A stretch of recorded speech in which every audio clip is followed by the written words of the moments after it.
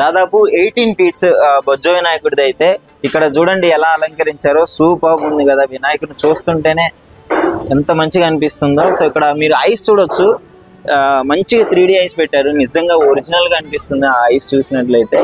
So ఇక్కడ మొత్తం ఆ డెకరేషన్ చూడండి ఎంత ట్రెడిషనల్ గా, ఎంత యూనిక్ గా ఉందో, ఎంత యూనిక్ స్టైల్లో అటు మంచిగా డెకరేట్ చేస్తూనే అందంగా అనిపిస్తుంది. ఇక్కడ పక్కన ఒక పక్క శివుడు, మరో పక్క పార్వతిని అయితే తీసుకురావడం జరిగింది.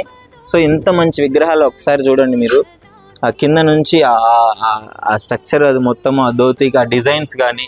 సో ఇంకా లోపల కూడా ఉన్నాయి, లోపల కూడా చూపిస్తాను రండి. సో ఇక్కడ ఈ విగ్రహాన్ని చూడండి, ఇక్కడైతే ఇది వేరే కలరు, మంచి కలర్లో తీసుకొని మంచి కలర్లో తీసుకురావడం జరుగుతుంది. ఇక్కడ ముఖ్యంగా వినాయకుడికి ఆ కిరీటం మీద అయితే కృష్ణుడిని పెట్టడం జరిగింది. అంటే ఎవరి పర్సెప్షన్లో వాళ్ళకి ఏ విధంగా కావాలంటే ఆ విధంగా తయారు చేసి అయితే ఇక్కడ ఇస్తున్నారు.